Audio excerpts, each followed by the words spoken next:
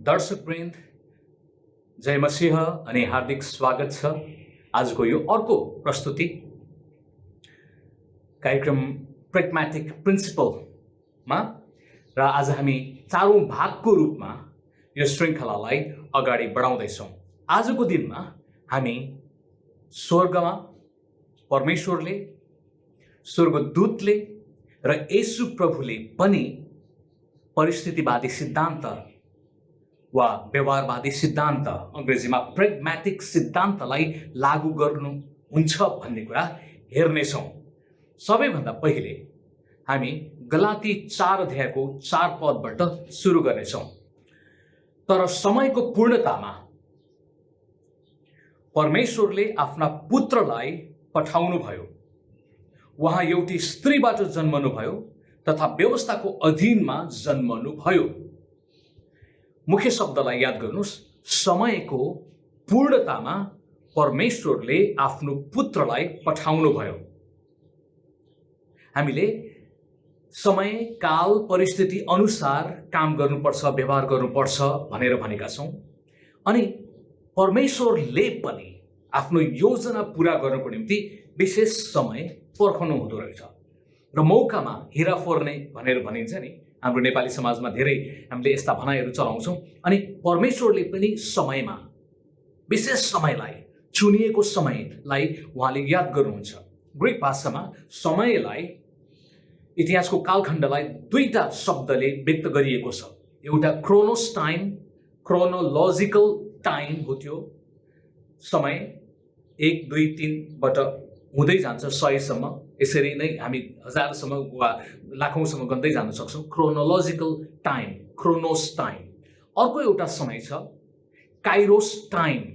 त्यो काइरोस टाइम भनेको चाहिँ समयभित्रको विशेष समय, विशिष्ट समय हो। परमेश्वरले पनि समयको पनि सृष्टि गर्नुभयो र त्यो समयभित्र पनि विशेष किसिमले उहाँले काम गर्नुहुन्छ। अवश्य पनि दुवै कुराको मालिक उहाँ हुनुहुन्छ।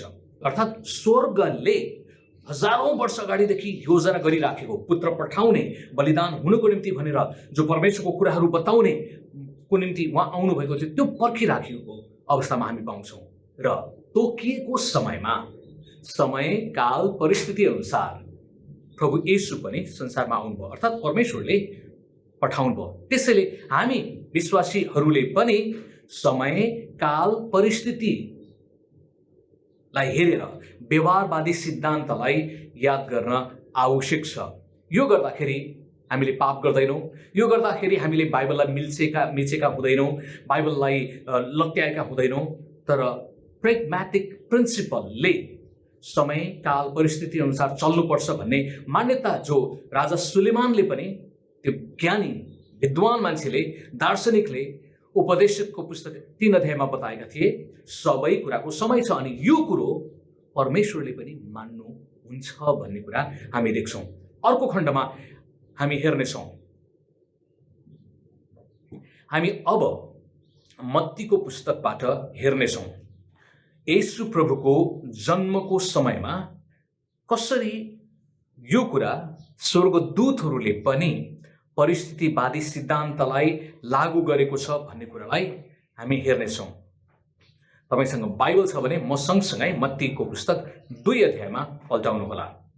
हामी मिलेर त्यहाँबाट हेर्नेछौँ।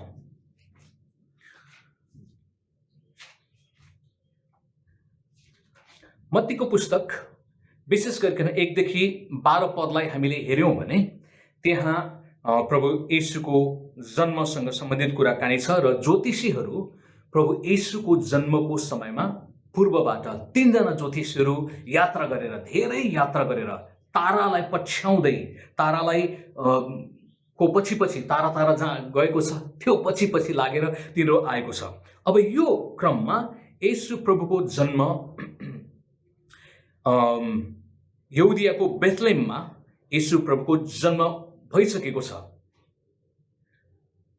यहाँ गोठालाहरूले दर्शन पाइसकेका छन्। यो समय निकै गइसकेको हुनुपर्छ। यसो हेर्दै गर्दाखेरि समय निकै बितेको छ जब ज्योतिषीहरू त्यहाँ आए।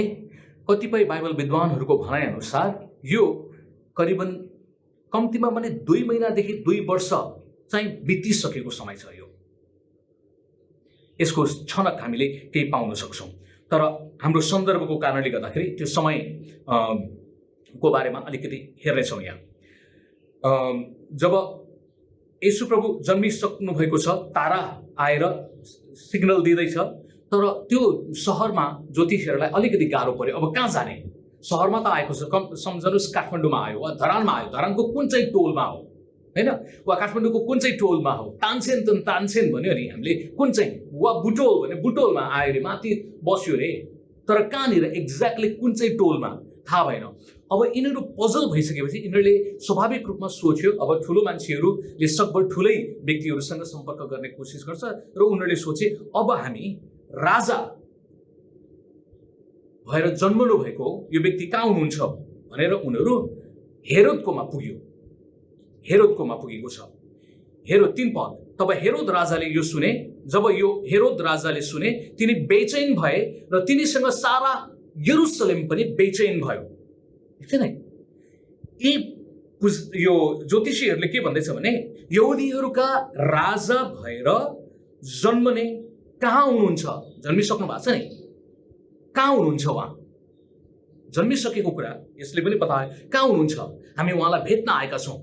राजा एकछिन पहिला त स्वाभाविक रूपमा ओहो ठुलो मान्छेहरू आएका छन् वा पण्डितहरू आएका छन्, पाहुनाहरू आएका छन्, सेवा सत्कार गर्यो राम्रै तपाईँले। अनि तर उनीहरूको मनमा, राजाको मनमा र सारा पुजारीहरू, जनताका शास्त्रीहरूलाई भेला गरेर त्यो बेचैन भइसकेपछि, यरुसलेम नै बेचैन भइसकेपछि राजाले अब कहाँ चाहिँ जन्मिने हो भनेर पुजारीहरू र जनताका शास्त्रीहरूलाई भेला गरे र ख्रिस्टको जन्म कहाँ हुने भनेर उनीहरूले त्यो शास्त्रीहरूबाट पत्ता लगायो र बेथलेममा भन्ने कुरा उनीहरूले बुझेपछि त्यसपछि उनीहरूलाई गएर बेथलेमको डाइरेक्सन दियो र तिनीहरू गएर बालक येशू जो चाहिँ अब धेरै मान्छेहरूको सोचाइ चाहिँ इन्फान्ट भर्खरै जन्मेको भन्ने सोचाइ छ, तर यो पुस्तकलाई अलिकति सूक्ष्म अध्ययन गर्ने भने इन्फान्ट अवस्था देखिँदैन। बालक जन्मिसकेको कति समय बितेपछि यो ज्योतिषीहरू त्यहाँ भेट्न आएको छ र हामीलाई अर्को पुस्तकले येशू प्रभुको खतना पनि भइसकेको कुरा पनि बताउँछ। खतना भएपछि मात्रै मिश्र देशमा भाग्नुपर्ने अवस्था आएको कुरा यो पुस्तकले चाहिँ हामीलाई जानकारी दिन्छ। जे होस्, त्यसपछि उनीहरूले यहाँ भएको छ भन्ने कुरा थाहा पायो र उनीहरूले ज्योतिषीहरूले भेटेर बालकलाई सुनधुप र मूल चढायो। तर 12 पद, 2 अध्यायको 12 पद, अनि हेरोद कहाँ फर्की नजानु भन्ने सपनामा चेतावनी पाएर तिनीहरू अर्कै बाटो भएर आफ्नो देशमा फर्के। एकछिन याद गरौँ है त। राजा हेरोदले के भन्दैछ? म भेट्न चाहन्छु त्यो बालकलाई, त्यो राजालाई, हामीलाई खबर गरिदिनुहोस् है त, तपाईँहरूले थाहा पाएपछि एक्ज्याक्टली यहाँ भेट्यौँ भनेर, ताकि हामीलाई पनि सजिलो होस्। उसको चिप्लो शब्द चाहिँ छ क्या, तर मनमा बेचैन भइसकेको छ। राजा भएर जन्मने, अरे मेरो स्थान अब त्यसले खाइदिन्छ। म यहाँ यत्रो राज गरिराखेको छु, मेरो यो सत्ता चलिराखेको छ, अब अर्कै व्यक्ति राजा को आयो, त्यो पनि फेरि यो विद्वानहरूले आएर भन्दैछ। अनि राजा तर्स्यो, डरायो। मुखले त एउटा कुरा म सम्मान गर्छु, आदर गर्छु, म पनि भेटी चढाउँछु भनेर भनेको छ, तर हृदयभित्र उसले मार्ने वा नराम्रो षड्यन्त्र विचार गरिसकेको छ। त्यसपछि उनीहरूले स्वर्गदूतको कुरालाई सुन्यो र तिनीहरू भागेर अन्तै गयो। तर यो बिचमा राजालाई एकदमै रिस उठ्यो। राजालाई रिस उठेपछि उसले अब हामीलाई धोका भयो, अब हामी भाग्नेवाला छौँ। अब यो भाग्न खोजेको मान्छेलाई अब पक्रिन सक्ने कुरा भएन, तर यो बालक येशूलाई मार्ने। अब कसरी मार्ने, कसलाई मार्ने, कहिले जन्मे हो भने उनीहरूलाई एक्ज्याक्टली चाहिँ थाहा भएन मिति, तर सहर भन्ने कुरा थाहा भयो, अनुमानित थियो भयो र उनीहरूले 2 वर्षदेखि मुनिका भर्खरै जन्मेका र 2 वर्ष बिचको बच्चालाई मारिदियो। किन भन्दाखेरि त्यो समय निकै बितिसकेको थियो। यदि 6 महिना मात्र भएको भन्ने कुरा लाग्थ्यो भने उसले 6 महिना बिचको मात्रलाई मार्थ्यो। राजाले सबैलाई नाश गर्न चाहँदैन थियो, किनभने उसको जनसङ्ख्या, उसको देशमा छोराहरूको कम्ती हुँदाखेरि फेरि अर्को एउटा समस्या आउन सक्छ। उसले त्यो कुरा बुझे हुन सक्छ। 2 वर्ष भएको कारणले सत्ता जोगाउनु छ, त्यसैले कहिले कहिले कन्फ्युजन भयो, त्यसैले सब 2 वर्ष मुनिका बच्चाहरूलाई मारिदियौँ। यसले पनि येशू प्रभु त्यो करिबन 2 वर्षको उमेरसम्म चाहिँ येशू प्रभुको शारीरिक आमा बुवा त्यो सहरमा नै बस्नुभयो, किनभने अलिकति सुविधा थियो, चिनेको व्यक्तिहरू नातेदारहरू भेट्न आयो, अनुरोध गर्यो होला, विभिन्न कारणले सजिलो थियो। ठिक छ, हामी यहाँ बसौँ न भनेर त्यही नै बसेको हुनसक्छ। र यो अवस्थामा परमेश्वरले उनीहरूलाई अब अर्को एउटा कुरा भएको छ। यो विद्वानहरूलाई वा ज्योतिषीहरूलाई पनि स्वर्गदूतले बोलेर नजाऊ भनेर भनेको छ। त्यसपछि अर्को कुरा पनि भएको छ। तिनीहरू गएपछि परमप्रभुका एउटा दूत सपनामा योसेफ कहाँ देखा परे। अब योसेफसँग परमेश्वर बोल्दै हुनुहुन्छ स्वर्गदूतद्वारा, जो चाहिँ शारीरिक तपाईँले बुवा हो येशूको जतन गर्नको निम्ति। र तिनले यसो भने, उठ, साना बालक र उहाँकी आमालाई साथमा लिई मिश्र देशमा भागिहाल। तिमीलाई मैले नभनेसम्म त्यहीँ बस, किनकि हेरोदले बालकलाई मार्न उहाँको खोजी गर्न आँटेको छ। प्रियहरू ध्यान दिएर सुन्नुहोस् है त, गजबको एउटा कुरा छ। अघि परमेश्वरले ज्योतिषीहरूसँग बोल्नुभयो सपनाद्वारा, अब परमेश्वरले फेरि युसुफसँग बोल्दै हुनुहुन्छ। पहिला मरियमसँग स्वर्गदूतले प्रत्यक्ष बोलेको थियो येशूलाई जन्माउने विषयमा, र अब सपनाद्वारा जन्मिसकेपछि, प्रभु येशूको जन्म भइसकेपछि सपनाद्वारा चाहिँ युसुफलाई परमेश्वरले बोल्दै हुनुहुन्छ, तिमीहरू तुरुन्तै मिश्र देशमा भाग, यहाँ नबस। तिमीहरू जति बस्यौ सुरक्षा छ, राम्रो छ, तर अब समय गडबड छ, तिमीहरू भाग तुरुन्तै, अहिले नै भाग। किन भन्दाखेरि मार्न खोज्दैछ मिश्र देशमा, उसलाई मार्न लागेको छ बालकलाई हेरोदले। हेरोदसँग तिमी बस्नुपर्छ। नेपालीमा अर्को उखान छ, मूर्खदेखि दैव पनि डराउँछ। हामीले सुनेका छौँ नि। देव भन्ने शब्दको अर्थ चाहिँ विद्वान भन्नेहरू लाग्दो रहेछ धेरै धेरै प्राचीन समयमा। त्यसैले दैव वा देवता भनेर भन्दाखेरि चाहिँ भन्न खोजेको चाहिँ विद्वानहरू भनेर भन्न खोजेको, तर कालान्तरमा अन्धविश्वास र अज्ञानताको कारणले गर्दाखेरि देवता भगवानको पर्यायवाची शब्द बनेको रहेछ। देव, मूर्खसँग दैव पनि डराउँछ, अर्थात् मूर्खसँग विद्वान पनि देवहरू पनि डराउँछन्। यो व्यवहारिक संसारमा हुँदाखेरि चाहिँ यो कुरा हामीले याद गर्नुपर्ने हुन्छ। येशू प्रभु संसारमा शारीरिक तपाईँले आउनुभएको थियो नि त, हो 100% परमेश्वर तर 100% मानिस, इन्फेन्ट बेबी भएर अर्काको जतनमा हुर्कनु परेको, सारा सृष्टिकर्ता भएर पनि पृथ्वीको उहाँ अर्काको जतनमा हेर्नुपर्ने इन्फेन्ट बेबी, बा आमाले जतन गर्न सकेन, गरिदिएन भने मर्न सक्ने अवस्थामा, र कोही मान्छेले मारिदिन्छ भने मर्न सक्ने अवस्थामा पनि खतराको अवस्थामा पुग्नु भएको छ बालक येशू।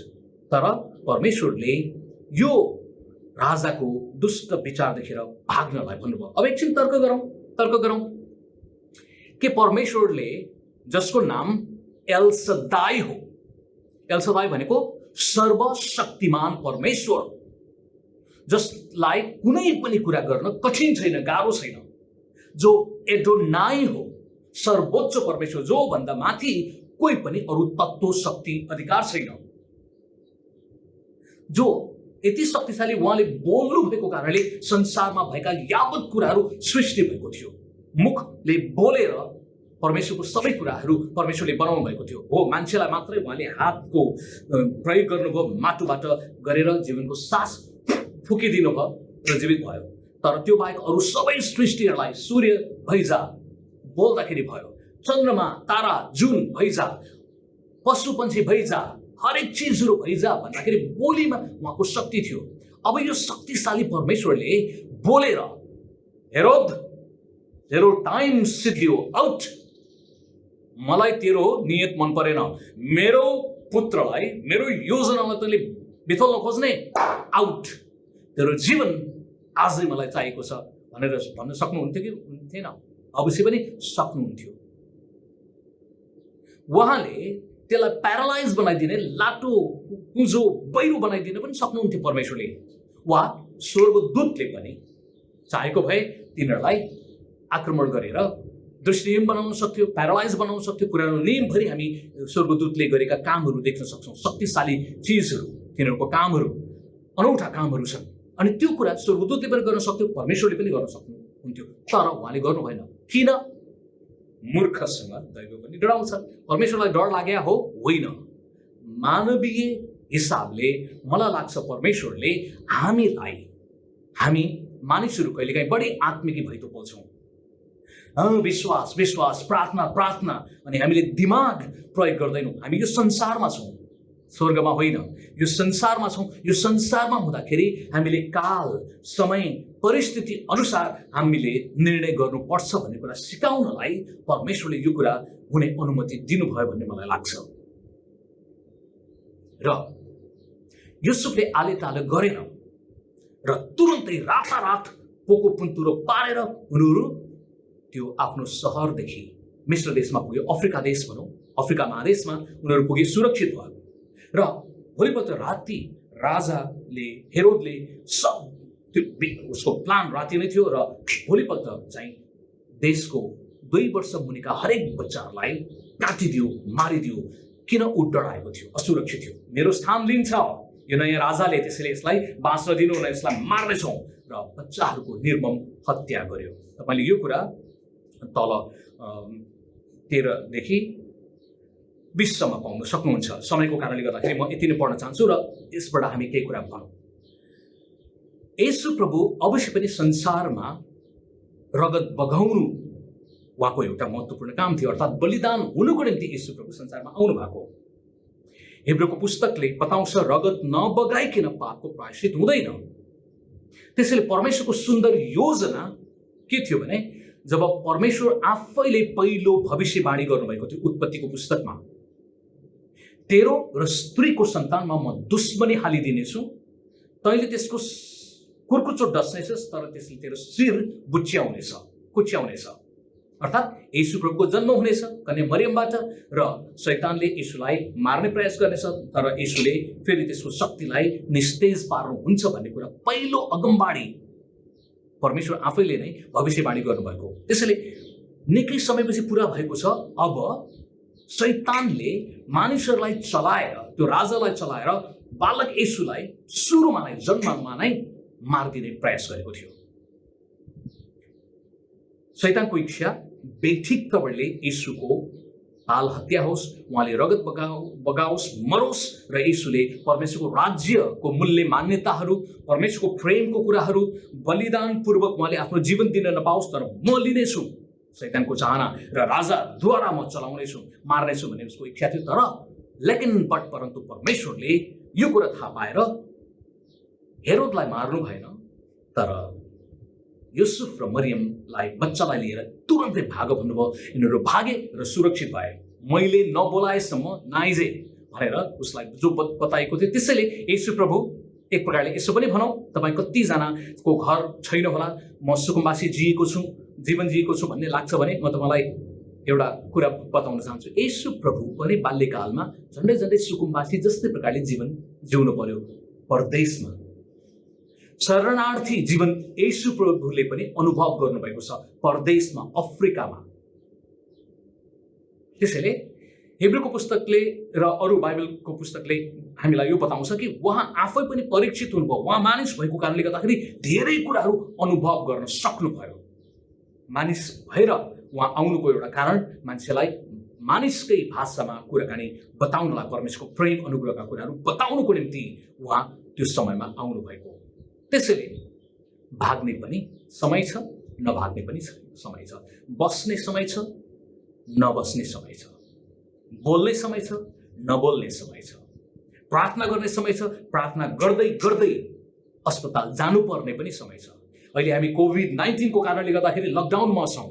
सामान्य नियमअनुसार हामी चर्चमा सेवा सङ्गति गर्थ्यौँ, आराधना गर्थ्यौँ। अहिले जुमबाट वा सोसियल मिडियाबाट सङ्गति गरिराखेका छौँ। के हो? सबै कुराको समय छ। समय, काल, परिस्थिति अनुसार स्वर्गले त व्यवहार गर्छ भने हामी को हौँ बढी आत्मिकी भइटो बोल्नुपर्ने, वा हाम्रो धर्मशास्त्रमा यो लेखेको छ त्यसैले यही अनुसार मात्रै हुनुपर्छ भनेर हामीले भन्नु मिल्दैन। म तपाईँलाई अर्को खण्ड पनि देखाउन चाहन्छु जहाँ हाम्रा उद्धारकर्ता येशू प्रभु अब ठुलो भइसक्नु भएको छ। सेवा गर्ने क्रममा मानिसहरूले उहाँलाई मार्न खोज्यो, अनि मार्ने बेलामा उहाँ भाग्नु भएको छ। मान्छेले मार्न खोज्दाखेरि उहाँ भाग्नु भएको छ। यो विषयमा पनि हामी हेर्नेछौँ। लुका 4 अध्यायको 29 र 30 पद। यी कुरा सुनेर सभाघरमा भएका सबैजना रिसले चुर भए। येशूले बोल्नु भएको कारणले, येशूको शिक्षा, उहाँको केही भनाइएको कारणले उनीहरू रिसाए। तिनीहरू उठे, सभाघरमा नै थिए, झराक जुरुक उठे। हाम्रो नेपाली कल्चरमा जस्तै गरिकन बस्ने चलन थियो त्यो बेलामा। उठेर उहाँलाई सहरबाट बाहिर निकालिकन जुन पहाडमा तिनीहरूको सहर बनाएको थियो त्यसैको टाकुरामा लगेर उहाँलाई तलतिर खसालिदिन खोजे। एकछिन है, येशूले प्रचार गर्नुभएको कारणले उनीहरूलाई रिस उठ्यो। येशूको कुरा उनीहरूले आत्मसात गर्न सकेनन्। कहिलेकाहीँ येशूले कडा कुराहरू पनि भन्नुभयो, कहिलेकाहीँ एकदमै पास्टरल, तपाईँले एकदमै सफ्ट कुराहरू भन्नुभएको छ, तर कहिलेकाहीँ अगमवक्ताको रूपमा कडा, पचाउन गाह्रो पर्ने, ती कन्फ्रन्ट गर्ने कुराहरू भन्नुभएको छ। अनि यो कुरा भन्दाखेरि तिनीहरूलाई मन परेन र खसालिदिन खोजे। एकछिन है त, त्यत्रो भिड छ। येशू, उहाँको हाइट हामीले लौ कल्पना गरौँ, बढी भयो भने 6 फिट भनौँ। 6 फिटको कति हुन्छ? 150 किलो भनेर राखिदिउँ ल तौल। र त्यत्रो भिड छ। अरू पनि त येशूकै ज्यानकै साइजको मान्छेहरू छन् भने भिड लागेर आएको छ सभाघरमा। तिनीहरूले येशूलाई समातेर भिडबाट फाल्दिने विचार गर्दैछ। तर 30 पद, तर उहाँ तिनीहरूका बीचबाट छिरेर निस्कि जानुभयो। त्यसलाई अलिकति कडा तपाईँले नेगेटिभली भन्यो भने उहाँ तिनीहरूको बीचबाट भागेर जानुभयो, शत्रुहरूले लेख्ने हो भने। तर लुका डाक्टर हो, इतिहासकार हो, अलिकति आदर गरेर निस्कि जानुभयो भनेर बताएको छ। शत्रुले यही कुरा, विपक्षीले यही कुरा लेखेको भने येशू त भाग्यो है, कुल्ले लम ठोक्यो भन्थ्यो होला। तर जे भए पनि निस्कि जानुभयो, सफ्ट ल्याङ्ग्वेज, वा भागी जानुभयो, अलिकति हार्ड टफ देखिने। एकछिन विचार गरौँ, येशूलाई किन भाग्न आवश्यक थियो? फेरि पनि येशू एल सदाय परमेश्वर होइन, म हुँ जो म हुँ भन्ने त्यो परमेश्वर होइन जसले सारा संसार बनाउनु भएको थियो बोलेर। येशू मरेको लाजरसलाई मुर्दाबाट जगाउने, 4 दिनसम्म चिहानमा बसेको लाजरसलाई लाजरस निस्कियाऊ भन्दाखेरि टुक टुक टुक हिँड्दै आएको लाजरस, आधी बेरीलाई उहाँले शान्त गराउन सक्नु भएको थियो। शान्त हौ भन्न सक्ने परमेश्वरले, प्रभु येशूले यो भिडलाई ठुलो साइक्लोन, चक्रवात, हुरी बतास ल्याएर मलाई फाल्न खोज्नेलाई यिनीहरूलाई फालिदिन्छु भनेर फाल्न सक्नु हुँदैन थियो? अवश्य पनि। किन? येशू एल सदाय परमेश्वर हुनुहुन्छ, तर उहाँ शरीरमा हुनुहुन्थ्यो। शरीरमा भएको कारणले गर्दाखेरि हो ईश्वरीय पूर्ण गुण छ, ईश्वरीय शक्ति छ उहाँकोमा, तर उहाँले त्यो कुरा अब प्रयोग गर्न चाहनु भएन। उहाँ भागी जानुभयो, उहाँ त्यो भिडबाट निस्कि जानुभयो। नेपाली एउटा उखानले भन्छ, अनिकालमा बिउ जोगाउनु, हुलमुलमा ज्यान जोगाउनु। हाम्रो येशू प्रभुलाई यो भनाइ राम्रोसँग थाहा हुनुपर्छ। अनिकालमा बिउ जोगाउनु, युसुफले अनिकालमा बिउ जोगायो, जतन गर्यो, खाएर सकेन र अर्को पटकको निम्ति राख्यो र उन्नति प्रगति गरिदियो। येशू प्रभुले हुलमुलमा, खतरा, यो भिडभाड, अब यो बहुलास, रिसाएका क्रोधी मान्छेहरूसँग म बस्नुहुन्न, यहाँ म जानुपर्छ। उहाँ सुटुक्क निस्केर जानुभयो। सबै कुराको समय छ भनेर सुलेमान राजाले हजारौं वर्ष अगाडि लेखेको कुरा येशू प्रभुले त्यसलाई पालन गर्नुभएको देखिन्छ। अर्थात् बाइबलको परमेश्वरले पनि समय, काल, परिस्थिति अनुसार काम गर्नुहुन्छ भने हामी को हौं? होइन हाम्रो नियमले यो भन्छ, हाम्रो चर्चको विधानले यो भन्छ। हामी यति भेडो हुन्छौँ, हामीले नियम कानुनलाई यति ठुलो बनाउँछौँ परमेश्वरलाई भन्दा, अनि हाम्रा मानिसहरूलाई दुःख दिन्छौँ र हामीले पनि दुःख पाएका हुन्छौँ। त्यही भएर नेपाली उखानले भन्छ दुःख पाइस मङ्गले आफ्नै ढङ्गले। तर कहिलेकाहीँ हामीले दुःख पाउँदैनौँ, हामी अगुवापनमा लिडरसिपमा छौँ भने कहिलेकाहीँ हाम्रो यो लेगलिस्टिक विचारधाराले धेरै मानिसहरूलाई अशान्ति, भ्रान्ति, अन्यल सृजना गरिदिन्छ हामीले नबुझेको कारणले। मैले यो कुरा चाहिँ मिडिया वर्कर साथीहरूको निम्ति पनि बताउँदैछु र पास्टर अगुवाहरूको निम्ति पनि यो कुरा बोलिराखेको छु। मिडिया वर्कर्स साथीभाइहरूलाई लास चाहिँ क्रिस्चियनले गाड्नुपर्छ, जलाउनु हुन्न भन्ने आवाज केही साथीहरूले उठायो, केही पास्टर अगुवाहरूले पनि उठाउनु भयो। किन? उनीहरूलाई थाहा छ बाइबलभरि 200वटा भन्दा बढी लासहरू गाडिएको छ, त्यसैले हामीले गाड्नुपर्छ, यो जलाउने चाहिँ पाप हो वा यो चाहिँ बेचेको बाइबललाई मिचेको हो भन्ने आवाज पनि आए। पास्टर रबर्ट कार्टरको लास जलाउँदाखेरि ठुलो आवाज आयो। परिस्थितिवादी सिद्धान्तको नजरबाट हेर्दाखेरि ठिकै छ, गाड्ने एउटा समय छ, जलाउने एउटा समय छ। भोलि पर्सि जब ठुलो हाहाकारका कुराहरू मचिन्छन् त्यो बेलामा जलाउने ठाउँ पनि हुँदैन, ऊ पनि हुँदैन। अनि इतिहासमा हामीले देखेका छौँ उनीहरूले सागरमा लास फालिदिएको छ अनि सागरका त्यहाँका जलचरहरूले तिनीहरूलाई खाने र त्यहाँ नै नष्ट भएर जाने अवस्था पनि आएको छ। समय काल परिस्थिति अनुसार यो कुरा गर्नु ठिक छ। अब येशू प्रभुले अर्को एउटा कुरा बताउनु भएको छ। म आजको निम्ति अन्तिम पदको रूपमा यसलाई प्रयोग गर्न चाहन्छु। मत्ती 12 अध्यायको 3 र 4 पद। मत्ती 12 अध्यायको 3 र 4 पदमा येशू प्रभुले परिस्थितिवादी सिद्धान्तलाई एक प्रकारले अनुमोदन गर्नुभएको छ, त्यसको विरुद्धमा बोल्नु भएको छैन। शास्त्री फरिसीहरूले विरुद्धमा बोल्दैछ, तर येशूले त्यसलाई अर्को नजरले हेर्नलाई सिकाउनु भयो। सब्बातको दिनमा छोटो बनाउनुको निम्ति मत्ती 12 अध्यायको 3 र 4 पद सन्दर्भको निम्ति 1 देखि पढ्दाखेरि राम्रो होला। त्यस समय येशू सब्बातमा अन्नका खेतहरूबाट भएर जाँदै हुनुहुन्थ्यो। उहाँका चेलाहरू भोकाएका थिए र अन्नका बालाहरू टिप्दै खान लागे। तर फरिसीहरूले यो देखेर उहाँलाई भने, हेर्नुहोस् तपाईँका चेलाहरू सब्बातमा जे गर्नु अनुचित छ त्यही कुरो गर्छन्।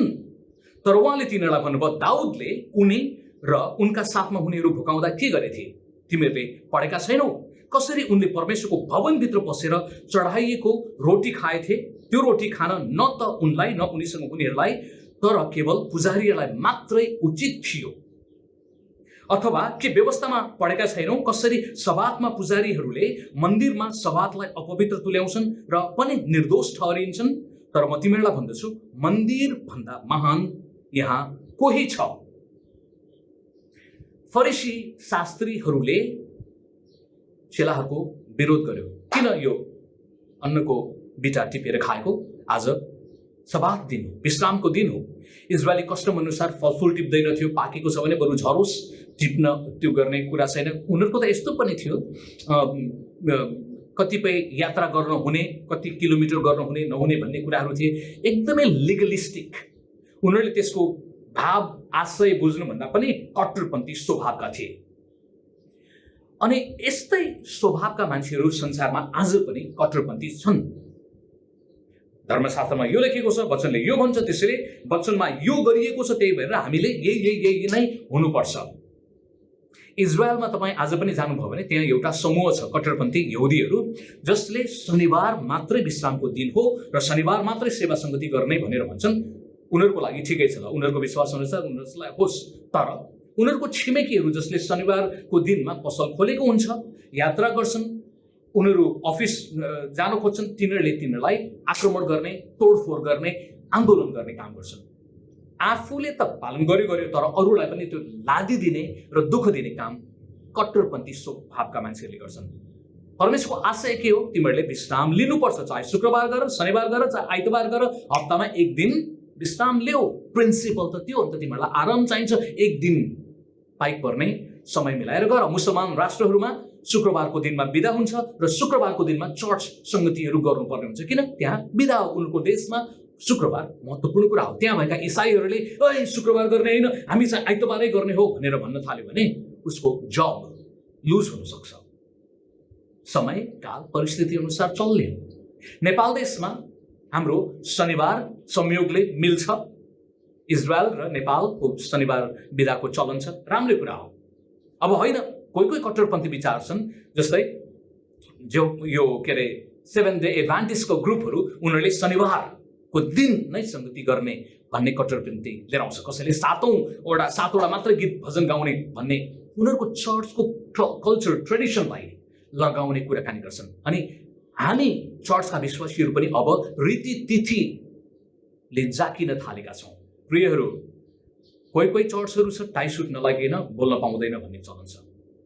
कोही कोही चलनहरूमा चाहिँ कपाल ढाक्नै पर्छ भन्ने कुरा, महिलाले कपाल ढाकेन भने एकदमै अर्को तपाईँले हेर्ने एउटा कल्चर बनिसक्यो। बत्तिस्माको समयमा सेतो लुगा लगाउनै पर्ने कल्चर आयो। त्यो समय, काल, ठाउँ, संस्कृति अनुसार फरक फरक हुनसक्छ। त्यो कुरा सबै ठाउँमा लागू हुनुपर्छ भन्ने छैन। मलाई लाग्छ नेपालको मण्डली, लिगलिस्टिक मण्डली बिस्तारै बन्दै गरेको कुरा मैले देख्दैछु। विशेष गरिकन पास्टर अर्थको लास जलाएको विषयमा त्यत्रो आवाज उठाउन थाल्यो।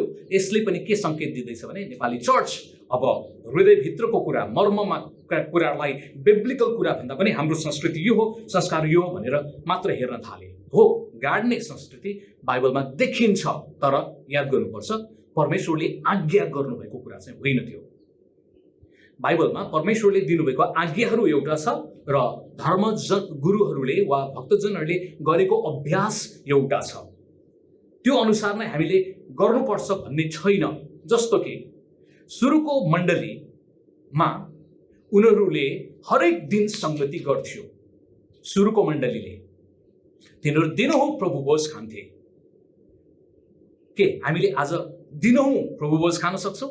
दिनहुँ संगति गर्न सक्छौँ? 2000 वर्ष अगाडि प्रशस्त फुर्सद थियो होला, आज हाम्रोमा त्यो छ। र प्रेरित 5 अध्यायमा तपाईँ जानुभयो भने प्रेरित 5 अध्यायमा सुरुको मण्डलीले एउटा अभ्यास गरेको देखिन्छ।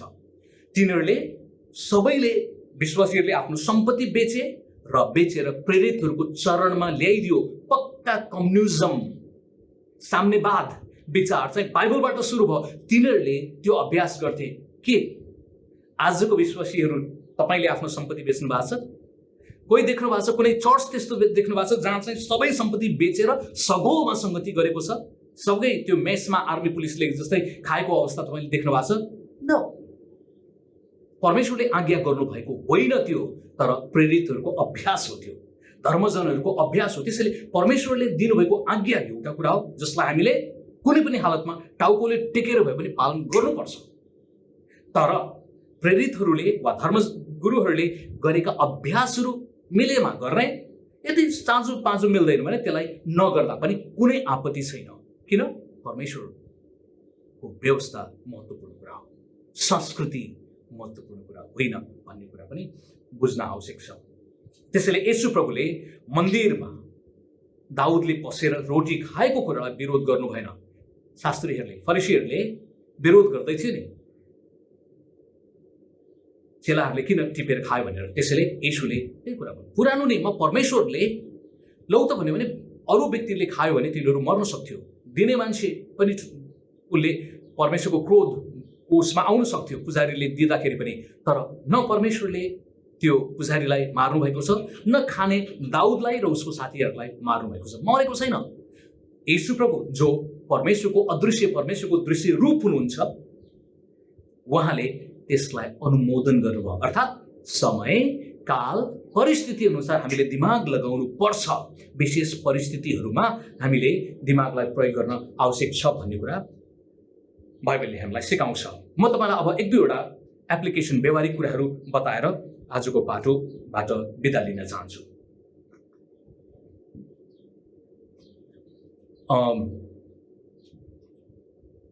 केही उदाहरणहरू।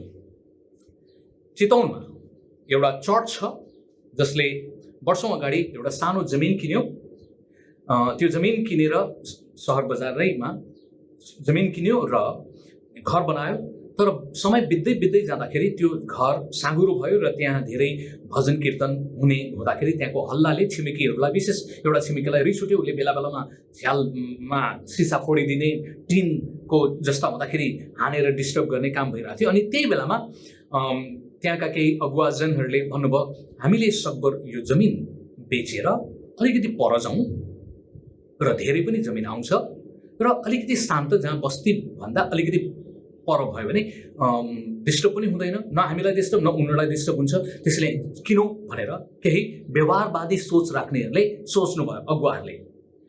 तर जुन व्यक्तिको नाममा त्यो जमिन थियो त्यो मध्ये एकजना चाहिँ अलिकति कट्टरपन्थी सोचको, उहाँको सोचाइ हामीले यो प्रार्थनासहित किनेको, यो जग्गा प्रभुले दिनुभएको, चारैतिर हिन्दू भए पनि के भएर हामीले हार मान्नुहुन्न, जित्नुपर्छ, यिनीहरूले जा भन्दैमा हामी जाने होइन, यिनीहरूले यो गर्दैमा ऊ जाने होइन भनेर त्यो जित र हारको एङ्गलबाट ल्याउनु भयो। तर व्यवहारिक तौरले हामीलाई सजिलो हुन्छ, हामीलाई एकदमै राम्रो हुन्छ, पार्किङको निम्ति सजिलो हुन्छ भन्ने कुराहरू सोच्नु भएन र कुरालाई छोटो बनाऊ। त्यो चर्च अहिले त्यही नै एकदमै हावाहरू बाहिर नजाओस् भनेर चर्बीको पनि समस्या छ, त्यहाँ पार्किङको पनि समस्या छ, अनि नोइज धेरै आउनुहुन्न, धेरै भिडभाड गर्नु पनि हुन्न, लिमिटेड भएर त्यो सानो साँघुरो प्रकारले दुःख सुख मुटुमाथि ढुङ्गा राखी हाँस्नु परेछ भने जस्तै त्यो साँघुरो अवस्थामा बस्नु परेछ। यहाँको स्थानीय अगुवाहरूले त बेचेर सर्ने मानसिकता बनाउनु भएको थियो। तर काठमाडौँमा बस्ने जहाँ चाहिँ समाजसँगको हुलमेल हुँदैन, केही दाजुहरूले भन्नुभयो होइन हामीले बेच्नु हुँदैन, जहाँको त्यही गर्ने, अनि जहाँको त्यही भयो। अनि आज त्यो चर्च दुःखसँग सङ्घर्ष गरेर बसिराखेको छ। नकारात्मक पाटो परिस्थितिवादी सिद्धान्त लागू गर्न नसक्दाखेरि। तर अर्को मलाई लाग्छ यो काठमाडौँभन्दा अलिकति पर ठाउँ ठ्याक्कै मलाई थाहा भएन, यो काभ्रेपालाञ्चोक जिल्ला पर्छ कि कतातिर काभ्रेतिर एकजना एउटा चर्चको बारेमा मैले थाहा पाएँ। भाइ उहाँसँग कुराकानी गर्दै थिएँ अनि उहाँले पनि धेरै वर्ष अगाडि जमिन किन्नुभएको, साँघुरो थियो सहर बजारमा नै। अनि त्यसपछि उहाँको चर्च बनिसकेपछि चारैतिर बस्तीहरू बढ्न थाल्यो र उहाँलाई पार्किङको समस्या, थुक्नलाई पनि समस्या है, चर्बीको समस्या एकदमै कच्याकुचुक भयो। अनि त्यहाँ केही व्यक्तिहरूले प्रार्थनासहित विचार गर्यो अब हामी अर्को सायद ठाउँमा सर्नुपर्छ, कुरालाई छोटो बनाऊ। त्यहाँ पनि अलि विवाद भएको थियो, उनीहरूकोमा पनि होइन प्रभुले दिनुभएको सम्पत्ति बेच्नुहुन्न, व्यापार गर्नुहुन्न, हामी यहीँ नै बस्ने हो भन्ने थियो। तर शिक्षा पाएपछि उहाँहरू अलिक कन्भिन्स हुनुभयो परिस्थितिवादी सिद्धान्त गर्न सकिन्छ भनेर। त्यसपछि उहाँहरूले त्यो जमिन, चर्चको जमिनहरू बेच्नुभयो, घर पुरै जे जति छ धेरै पैसा आयो र अलिकति माथि डाँडामा उहाँ जानुभयो र जहाँ उहाँले धेरै जमिन पाउनुभयो, पार्किङको सुविधा छ, शान्त छ, अलि हाइटमा छ, मजाको ठाउँमा उहाँको चर्च बनेको छ। एउटा क्रिस्चियन समूह जसले परिस्थितिवादी सिद्धान्तलाई अँगाल्दाखेरि सुख पाउँछ, अलिकति सुविधा, सबै कुरा मिल्ने कुरा हुनसक्छ। अर्कोले चाहिँ कच्चाकुचुक सङ्घर्ष गरेर बस्नु परेको अवस्था छ। यस्तै गरिकन म एकचोटि एउटा चर्चमा गएको थिएँ अनि एउटा चर्चमा चाहिँ एउटा भाइले किताब, सिडी, लुगाफाटा बेच्नलाई लिएर आउनु भयो, राम्रै तपाईँले क्रिस्चियन पुस्तकहरू। तर चर्चको केही अगुवाहरूले भने ओइ ओइ ओइ बाइबलमा लेखेको छ परमेश्वरको घर प्रार्थनाको घर हुनुपर्छ, यो व्यापार गर्ने ठाउँ होइन, बेच्न पाउँदैन। सिडी लिएर आएको छ, क्रिस्चियन किताब लिएर आएको छ, क्रिस्चियन यो के टी सर्टहरू लिएर आएको छ। चर्च उसले त्यो बेचेर अलिकति बेचेर घिउ केमा पोख्यो, दालैमा भातैमा भने सम्झ्या भए त हुन्थ्यो नि अगुवाहरूले। तर उनीहरूकोमा लिगलिस्टिक आत्मा थियो, प्रेमको आत्मा थिएन। उसले भन्यो यो व्यापार गर्नुहुन्न, प्रभु येशूले व्यापार गर्नेलाई पल्टाइदिनु भएको छ, टेबलहरू फक्क डाँडा डुनु पार्नुभयो, त्यसैले यहाँ व्यापार गर्नुहुन्न। अनि निरुत्साहित गरियो र उसलाई बेच्न दिएन र उसलाई त यसबाट पैसा कमाउनु खोज्या भनेर सोच्यो, जबकि उसले बाहिरको भन्दा सस्तो दिन्थ्यो। मैले काठमाडौँमा गएर त्यही किताब किन्नु पर्दाखेरि 300 पर्थ्यो भने मैले सहरमा त्यही मान्छेले चर्चमा ल्याइदिएको छ भने त मैले 300मा पाउँछु, मेरो वा विश्वासीको त पैसा बच्यो नि त। पास्टर अगुवाहरूले यो कुरा सोच्न सकेन। बाइबलमा लेखेको छ बेच्नु हुँदैन, व्यापारको ठाउँ बनाउनु हुन्न। यो लिगलिस्टिक आत्मा, कट्टरपन्थी आत्माले मण्डलीमा काम गर्दैछ। तर सकारात्मक कुराकानी पनि बताउन चाहन्छु। म अर्को चर्चमा गएको थिएँ, मैले प्रचार गरेँ, मलाई एकदमै भोक लागिराखेको थियो। त्यो टाइम सायद बिहान 8 बजे नै को सङ्गति थियो। अनि त्यहाँ केही दिदीबहिनीहरूले अम्बा बेच्न लिएर आउनु भएको रहेछ। अनि चर्चको मान्छेहरूलाई चाहिँ एउटा डर चाहिँ के रहेछ भने चर्चभित्र चाहिँ बेच्न दिनुहुन्न, बेच पर बाटोमा बसेर बेच। मलाई त एकदम भोक लाग्थ्यो अनि म गएर वक्ता मान्छे गएर त्यो अम्बा देखेँ अनि त्यहाँ गएर किनेर खाएँ। मिठो अम्बा थियो। अनि मैले सोधेँ तपाईँले भित्र बेचे भए त राम्रो हुन्थ्यो नि। अनि उहाँले भन्नुभयो हो, तर हाम्रो अगुवाहरूले भन्नुहुन्छ यो चाहिँ व्यापार गर्ने ठाउँ होइन, चर्चभित्र कम्पाउन्डर नबेच्नु, त्यसैले मलाई बाटो सडकमा पठाइदिनु भएको छ। अनि मलाई त म त परिस्थितिवादी शिक्षालाई बुझ्ने मान्छे, अनि त्यो व्यापार गर्ने भन्ने कुरा चाहिँ त्यसको सन्दर्भमा पनि मान्छेहरूलाई थाहा छैन। त्यो व्यापार गर्ने ठाउँ जहाँ यहुदीहरूले व्यापार गरेको थियो मन्दिरमा, त्यहाँ चाहिँ अन्य जातिहरू आएर बस्नुपर्ने ठाउँ थियो एक। त्यो ठाउँलाई ओगटेर उनीहरूले व्यापार गरेका थिए। त्यसैले अन्य जातिलाई मौका नदिएको कुरामा यसो रिसाउनु भएको एक। दोस्रो कुरा, येशू प्रभुले व्यापारको विरोध गर्नु भएको होइन। सम्झनुहोस् यो गिलासलाई 25 रुपियाँमा पाइन्थ्यो, वा यो बोका सम्झौँ, यो बोकालाई त्यो बेलामा 200 रुपियाँमा पाइन्थ्यो भने इजरायलको विभिन्न कुनाबाट आफ्नो ठाउँबाट बोका बोकेर ल्याउँदा, पशुपन्छी बोकेर ल्याउँदाखेरि यहाँ घरबाट त शुद्ध थियो, एकदमै खोट थिएन, राम्रो थियो। त्यो लिएर आउँदाखेरि त्यहाँ सहरसम्म आइपुग्दाखेरि त सिङ भाँचेको हुनसक्छ, खुट्टा घाउ लागेको हुनसक्छ, रोगी हुनसक्छ। अनि मन्दिरमा रोगी बोका बाख्राहरू चल्दैन थियो, वा चढाउनु पर्ने कुराहरू चढाउनु मिल्दैन थियो। र सुरुमा त यी व्यापारीहरूले 200 रुपियाँको 200 रुपियाँ नै चार्ज गरे, तर पछि व्यापारमुखी भए। अब यसलाई 500 बनाइदिउँ। सेवाको नाममा 500 रुपियाँ चार्ज गर्न थाल्यो। अनि यसुले यो कपटपनालाई विरोध गर्नुभएको। त्यसैले कसैले सानो सिडी लुगा फाल्टा चर्चमा ल्याएर बेच्छ भने यो व्यापारको कुरा भनेर भन्नु हुँदैन। र बेच्नेहरूलाई पनि मेरो भनाइ, तिमीले बाहिरको मूल्य, बाहिर जति मूल्यमा दिन्थ्यो त्यो जति नै मूल्यमा दिनुपर्छ, र त्योभन्दा अझै अलिकति मिलाएर दियो भने राम्रो हुन्छ भन्ने सोचाइ। तर बाहिरको जत्तिकै एक्ज्याक्टली त्यतिमै उसले भित्र दिएको छ भने पनि आपत्ति छैन। त्यो व्यापार होइन, त्यो सेवा हो। मलाई लाग्छ हाम्रा अगुवाहरूले, कट्टरपन्थी विचारधाराका अगुवाहरूले यो कुरा बुझ्नुपर्छ। तपाईँले आफ्नो चर्चको मानिसहरूलाई चोट पुर्याइराखेको छ तपाईँको सैद्धान्तिक अज्ञानताको कारणले, वा वचनको सन्दर्भलाई नबुझेको कारणले। त्यही कारणले गर्दाखेरि मैले यो परिस्थितिवादी सिद्धान्त कडाइ भए पनि अलिक दरो तवरले लिएर आइराखेको छु। म आशा गर्छु तपाईँको निम्ति यसलाई सहायता गर्न सक्छ। अर्को दुईटा कुरा, विवाहको सवालमा पनि नेपाली समाजमा विवाहको सवालमा कस्तो भइराखेको छ भने सामान्यतया विवाह गर्नु अगाडि 1 महिना अगाडि मगनी गर्ने चलन छ। ठिकै छ, नजिकैको आसपासको छ भने परिस्थिति अवस्था छ भने ठिकै छ। तर कोही मान्छे यति टाढाबाट यात्रा गरेर आउनुपर्छ विदेशबाट, वा नेपालकै पनि दूर कति खर्च गरेर आउनुपर्छ, अनि 1 महिना आऊ मगनी गर र 1 महिनापछि फेरि बिहा गर्न आउँदाखेरि विश्वासीहरूलाई खर्च हुन्छ।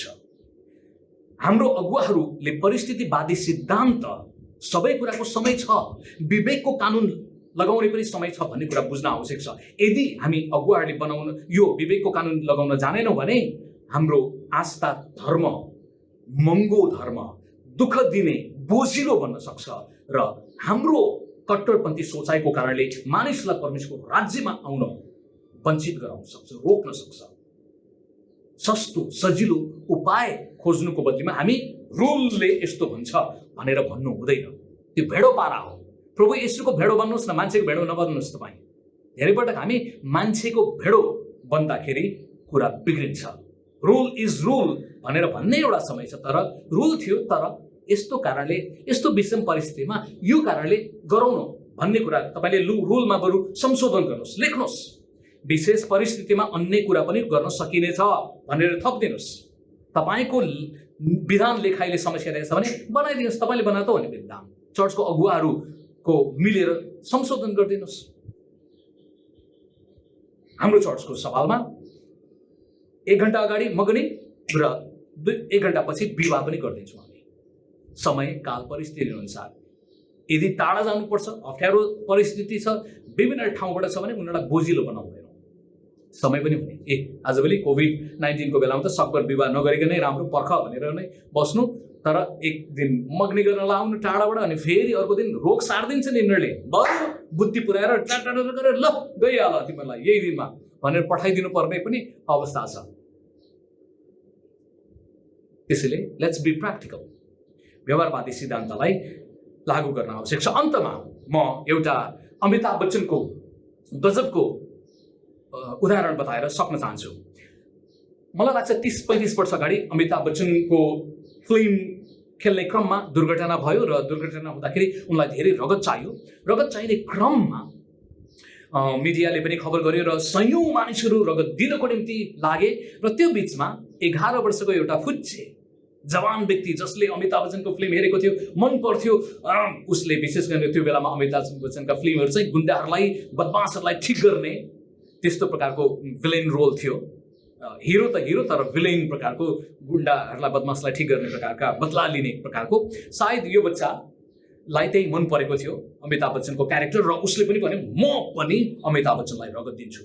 ऊ भिडलाई छिचलेर रुँदै कराउँदै गयो। सबै मान्छेले भने बाबु तिमीले रक्तदान गर्न मिल्दैन, तिम्रो उमेर पुगेको छैन। सामान्यतया 45 वर्ष पुगेको हुनुपर्छ रक्तदान गर्नको निम्ति। सामान्य रूपमा उसको तौल के अरे 45 माफ गर्नुहोस्, उसको तौल 45 किलो हुनुपर्छ। 18 वर्ष त हुनु पर्यो, स्वास्थ्य हुनु पर्यो, उसको स्वास्थ्य एकदमै राम्रो हुनु पर्यो, सरुवा रोग नलागेको, महिलाहरूको सवालमा महिनावारी नभएको अवस्थामा हुनु पर्यो, गर्भवती हुनु भएन, हेल्दी हुनु पर्यो। महिला पुरुष दुवैले गर्न सक्छ। यो बच्चा त 11 वर्षको छ, तर उसले दिन्छु भन्छ। रोएर कराएर छोड्दैन, म दिने हो। सबैले भन्छ हुँदैन बाबु, जाऊ तिमी घर जाऊ। घरबाट भागेर आएको बच्चो त्यहीँ बसेर म त नदेखिन रोएर घन्टौँसम्म बितायो। एकजना परिस्थितिवादी सिद्धान्तलाई लागू गर्ने एउटा फिलोसफीसँग अन्तर्गतको कुरो हो यो शिक्षा। अनि एकजना फिलोसफर थियो, डाक्टर, अनि उसले महसुस गरेछ, ठिक छ ए बाबु आऊ। बाबुलाई बच्चालाई बोलायो, बाबु ठिक छ, तिम्रो म अलिकति रगत लिन्छु, तिमीले धेरै चाहिँ दिन सक्दैन, अलिकति चाहिँ लिन्छु ल। अनि डाक्टरले इन्जेक्सन लियो र इन्जेक्सनले उसको सुई सट्ट निकालिदियो। अलिकति त्यो रगत टेस्ट गर्नेलाई जस्तै गरिकन बाबु निकाले, तिम्रो रगत निकाले, अब हामी यसलाई प्रयोग गर्न सक्छौँ है। बच्चा अघिसम्म रोइराखेको, टेन्सन भइराखेको, अब खुसी छ, हँसिलो मुहारले वाउ मैले पनि दिएँ, अमिताभ बच्चनलाई बचाउने भएँ, खुसी भयो। बच्चा खुसी साथ घर गयो। उसलाई अघिसम्म आइसक्रिम खानेकुरा दिँदाखेरि नमानेको बच्चा निकालेपछि खुसी भएर गयो र डाक्टरहरूले ऊ पर गइसकेपछि त्यसलाई प्रयोग गरेन, नगरिकन राख्यो। त्यसैले समय काल परिस्थितिको सिद्धान्त बुझ्न आवश्यक छ। तपाईँलाई कसैले उपहार दिन्छ, मन पर्दैन, व्यवहारिक लाग्दैन, तर उसैको अगाडि मन पर्दैन, लिन्न भनेर भन्नुभयो, धन्यवाद, प्रेमपूर्वक दियो, मैले लिन्छु भनेर लिने, थाप्ने, र ऊ गइसकेपछि 2-4 दिनपछि तपाईँले अरू व्यक्तिलाई दिँदा पनि त हुन्छ नि, सम्बन्ध बिग्रिँदैन, उसको मन पनि दुख्दैन। हुन त उपहार दिने व्यक्तिहरूले जहिले पनि उसलाई मनपर्ने व्यवहारिक प्रकारको उपहार दिनुपर्छ। तपाईँ खुसी भएर हुनु पुग्दैन भन्छु म, तपाईँ खुसी भएर पुग्दैन, त्यो व्यक्ति खुसी हुनुपर्छ। त्यसैले तपाईँले सम्बन्धित मान्छेलाई उसलाई कस्तो चिज चाहिँ मनपर्छ भनेर सोधेको पनि राम्रो हो। व्यवहारिक तपाईँले मैले धेरै कुराकानी गरेँ। आजको निम्ति यति नै। प्रविधिका सहयोगी युगेश घलान लगायत म सुखदेव गिरीलाई पनि आजको निम्ति आज्ञा दिनुहोस्। जय मसी। यो सता तपाईँको निम्ति आशिषमय रहोस्। हालेलुया।